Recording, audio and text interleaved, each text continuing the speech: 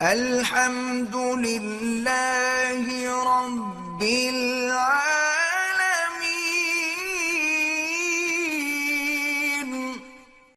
اطاعت والدین کے بارے میں اب آپ پورے قرآن میں نظر ڈالیں، ایک مقام نہیں ہے، کئی مقام پہ اللہ نے فرمایا وَقَضَىٰ رَبُّكَ أَلَّا تَعْبُدُوا إِلَّا إِيَّاهُ وَبِالْوَالِدَيْنِ إِحْسَانًا، اور کہیں فرمایا وَوَصَّيْنَا الْإِنسَانَ بِوَالِدَيْهِ إِحْسَانًا، اور کسی جگہ فرمایا وَاعْبُدُوا اللَّهَ وَلَا تُشْرِكُوا بِهِ شَيْئًا وَبِالْوَالِدَيْنِ إِحْسَانًا۔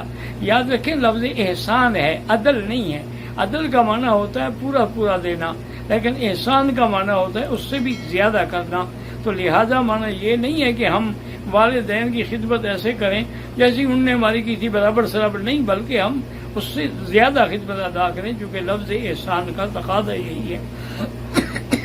اسی طرح ایک آدمی نے اپنی بوڑھی والدہ جو معذور تھیں ان کو اپنے کندھے پہ بٹھا کے ایک حج نہیں 7 حج کروائے۔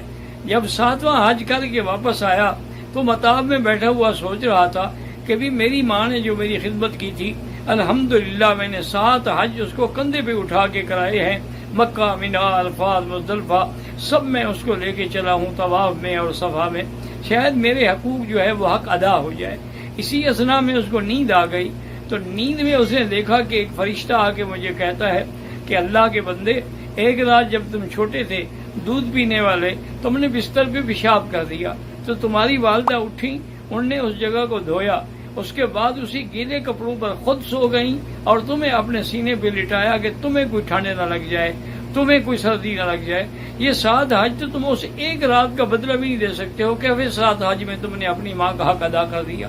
اور اسی طرح بخاری شریف نے واقعہ نقل کیا ہے کہ حضرت جریج جو تھے وہ ایک بہت بڑے ولی من اولیاء اللہ تھے، اور وہ ہمیشہ عبادت میں مصروف رہتے تھے۔ ایک دفعہ آپ نماز پڑھ رہے تھے تو والدہ نے آوازیں دی، لیکن انہوں نے نماز نہیں توڑی۔ پھر اس کے بعد ماں نے بلایا کہ میں تمہیں بلا رہی تھی، انہوں نے کہا اماں میں نماز میں مشغول تھا، سلام پھیر کے فوراً حاضر ہوا ہوں۔ ماں غصے میں آ گئی، کہنے لگی یا اللہ لا تمتہ حتی تنظر الی وجہ المومسات، یا اللہ اس کو موت نہ دینا جب تک کہ کنجریوں کے منہ نہ دیکھ لے۔ ماں نے بد دعا دے دی، بس ماں کی بد دعا لگنی تھی، چونکہ یہ قاعدہ ہے حدیث میں آتا ہے کہ 3 دعائیں ایسی ہیں جو رد نہیں ہوتی، ایک والدین کی دعا ہے، اور ایک مظلوم کی دعا ہے، اور ایک مسافر کی دعا ہے۔ یہ دعائیں اللہ تبارک و تعالیٰ فوراً قبول کرتے ہیں، اور جو آدمی نافرمانی کرتا ہے والدین کی اس کو سزا آخرت کے علاوہ دنیا میں بھی مل جاتی ہے۔ اور اس کی حتیٰ کہ حضور سے کسی نے پوچھا سب سے بڑے گناہ کون سے ہیں یا رسول اللہ، تو آپ نے فرمایا سب سے پہلا گناہ ہے الاشراک باللہ، اللہ کے ساتھ شرک کرنا، اور دوسرا سب سے بڑا گناہ ہے حقوق الوالدین، اپنے والدین کی نافرمانی کرنا، اور تیسرا بڑا گناہ جو ہے شہادت الزور، جھوٹی گواہی دینا۔ تو جریج ایسی عبادت میں لگا ہوا تھا، اس علاقے میں ایک بڑی حسین اور جمیل عورت تھی۔ اس نے سوچا کہ اچھا یہ اپنے آپ کو بڑا ولی اور بڑا نیک سمجھتا ہے، لازمی بات ہے یہ چھپ کے سب کچھ کرتا ہوگا، لہذا میں بھی اس کو بہکاؤں گی اور اس کو اس مقام سے چھڑا دوں گی۔ وہ آئی، حضرت سے اجازت لی کہ حضرت میں آپ کے عبادت خانے میں عبادت کرنا چاہتی ہوں، میں آپ کو بالکل ڈسٹرب نہیں کروں گی۔ حضرت نے اجازت دے دی۔ اس نے ہر ممکن ہیلا بہانہ کیا، لیکن حضرت نے نظر اٹھا کر بھی نہ دیکھا، تو وہ غصے میں آ گئی اور اس نے جا کے ایک چرواہے سے اپنا تعلق جوڑا، اور اس کے بعد اسی کے ساتھ حاملہ ہو گئی۔ اور جب حمل ظاہر ہو گیا تو اس نے اپنے علاقے میں چیخ چیخ کے کہا کہ لوگوں یہ جس کو تم نے بزرگ بنایا ہوا ہے، پیر بنایا ہوا ہے، اس نے میرے ساتھ یہ زنا کیا ہے اور یہ اس کا حمل ہے۔ بس لوگوں کو سننا تھا جناب جریج مرد آباد کے نعرے لگ گئے، اور انہوں نے آ کے اس کی خانقاہ کو بھی توڑ ڈالا۔ حضرت جریج رو رہے ہیں، ان کے علاوہ ماں سوا اس کے اور کوئی چیز نہیں تھی۔ بہرحال جب وہ بچہ پیدا ہو گیا تو وہ پھر آ گئی لے کے کہ یہ تمہارا بچہ ہے، اس کو سنبھالو، اور ساری دنیا کے لوگ بھی اکٹھے ہو گئے۔ حضرت جریج اٹھے، 2 رکعت نماز پڑھی، اللہ سے دعا مانگی یا اللہ میری عزت کی حفاظت فرما، مجھے پتہ ہے مجھے ماں کی بد دعا لگی ہے، لیکن میرے لیے مہربانی کر کے راستہ پیدا فرما دے۔ اور بچے کو انگلی لگائی اور پوچھا کس کے بیٹے ہو، تو بچہ بھی بول پڑا کہ میں تو فلاں چرواہے کا بیٹا ہوں۔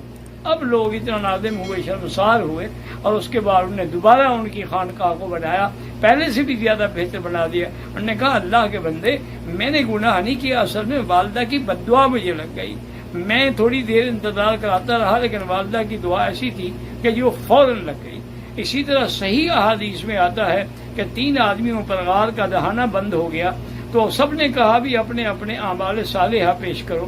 تو ان میں ایک نے اپنا عمل یہی پیش کیا کہ میں جب دودھ لے کے آتا تھا اور جانور شام کو لے کے آتا تھا، بچے انتظار میں ہوتے تھے، لیکن پہلے جا کر میں اپنے ماں اور اپنے باپ کو پلاتا تھا، اس کے بعد بچوں کو پلاتا تھا۔ ایک دن میں آیا، اتفاق کی بات ہے کہ ماں باپ کی آنکھ لگ گئی، تو میں وہ دودھ کا پیالہ لے کے کھڑا رہا، ساری رات گزر گئی، بچے روتے روتے سو گئے، لیکن میں نے بچوں کو نہیں دیا۔ صبح جب ان کی آنکھ کھلی، پہلے میں نے ان کو دودھ پلایا اور اس کے بعد لے کے میں آیا اور بچوں کو اٹھایا، پھر ان کو دودھ پلایا۔ یا اللہ، آپ جانتے ہیں اگر میرا یہ عمل خالص تیری رضا کے لیے تھا تو ہمارے غار کا پتھر جو ہے وہ ہل جائے، ہمارے لیے راستہ پیدا فرما دے۔ تو اس کے اس عمل کی وجہ سے اللہ نے غار کا راستہ جو ہے وہ کھول دیا ہے۔ اسی طرح حضور صلی اللہ علیہ وسلم نے ایک صحابی سے فرمایا کہ اللہ کے بندے، تم کیا کہتے ہو؟ انت و مالک لابیک، تم اور تمہارا مال جو ہے تمہارے باپ کا ہے، یہ نہیں ہے کہ تمہارے باپ کا، اس میں کیونکہ تم نے اگر کمایا ہے تو تم کس کی کمائی ہو؟ تم اپنے والدین کی کمائی ہو۔ تو اس لیے یاد رکھیں کہ اگر رمضان المبارک کے مہینے کے بعد پھر بھی تمہاری بخشش نہ ہوئی، جیسے کہ صحیح حدیث میں ہے، حضور نے ایک ممبر کی کرسی پہ قدم رکھا تو فرمایا آمین، پھر دوسری پہ قدم رکھا تو فرمایا آمین، پھر تیسری پہ قدم رکھا تو فرمایا آمین۔ صحابہ حیران ہو گئے کہ یا رسول اللہ، پہلے تو آپ نے کبھی نہیں کہا۔ آپ نے فرمایا جب میں نے پہلی سیڑھی پہ قدم رکھا تو جبریل علیہ السلام آئے، انہوں نے کہا جو آپ پہ نام سن کے بھی درود نہ پڑھے اللہ اس کو ہلاک کرے، تو میں نے کہا آمین۔ دوسری سیڑھی پہ میں نے قدم رکھا، انہوں نے کہا جس کے والدین ہوں یا کوئی بھی زندہ ہو اور وہ ان کو راضی کرنے کی کوشش نہ کرے، ان کی رضا حاصل کر کے جنت حاصل نہ کرے، اس کے لیے بھی ہلاکت ہے۔ تو میں نے کہا کہ آمین۔